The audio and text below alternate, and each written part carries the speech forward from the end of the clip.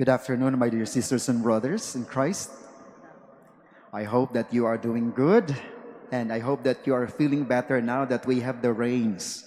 We can already sleep well, we can already sleep better than the past days. Today, my dear brothers and sisters, if you have listened closely to our readings, it's a very strange gospel because the disciples showed how human they are. They showed their humanity, no, because it is human nature to divert to other things when we don't want to hear, when we don't want to know the things that we are hearing. Imagine today in the gospel, Jesus was talking about his impending death.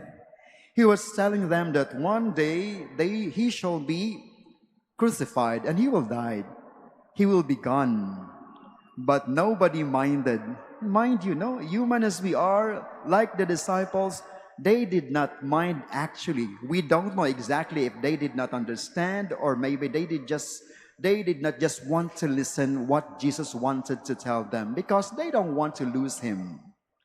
But my dear brothers and sisters, the other thing that makes the thing wrong and the experience of the disciples wrong was that instead of asking Jesus questions about what he was saying, the disciples were talking about another thing.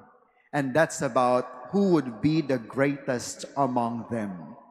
Human tendency, when we don't understand and when we don't know and when we don't like the topic that someone is telling us, we divert. But theirs, the disciples, is more strange because they were starting to talk about who would be the greatest. They fully misunderstood Jesus. They did not understand Jesus. No, they did not really fully comprehend him because they instead talked about who would be the greatest. Yesterday, if you watch the news, we have a new Senate president. No? And when we talk about politics, it becomes more interesting for us. And same is true with the disciples of Jesus. Politics, position, and power was more important to them than actually trying to understand what was their mission.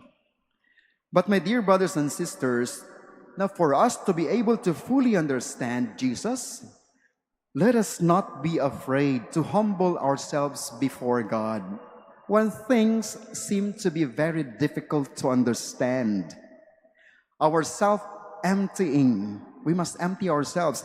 Our self-emptying creates a lot of room for Jesus to feel what's lacking in us. Kaya if you don't understand what's happening to you right now, try to empty yourselves. Try to tell God, I'm poor enough in front of you. Fill me with your love. Fill me with your grace so that I will know what to do, especially during these moments when I don't know really exactly what to do. Kapag nagmamayabang ka, if you become too confident about yourselves, then the power of God could not work in you. Lastly, my dear brothers and sisters, the last part of the gospel gives us a proposal. Jesus gives us a good example of how is it to live in his kingdom and how is it to live in him. He said, no, you have to become like a child. We have to become like children who is totally dependent on and to God. Kayo po ba ay katulad ng isang bata or nagmamayabang kayo? Because there are moments actually that even if we are feeling so heavy, even if we are feeling life to be very difficult, we tend to try to solve things on our own. But today, Jesus is telling us, be poor in the eyes of God. Be like a child who would be totally dependent on God.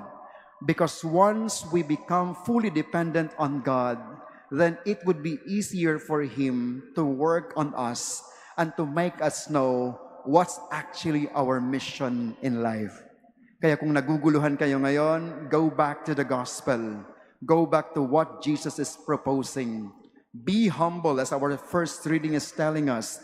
You have to humble yourselves according to St. James before the Lord, because He will exalt you. He will raise you up.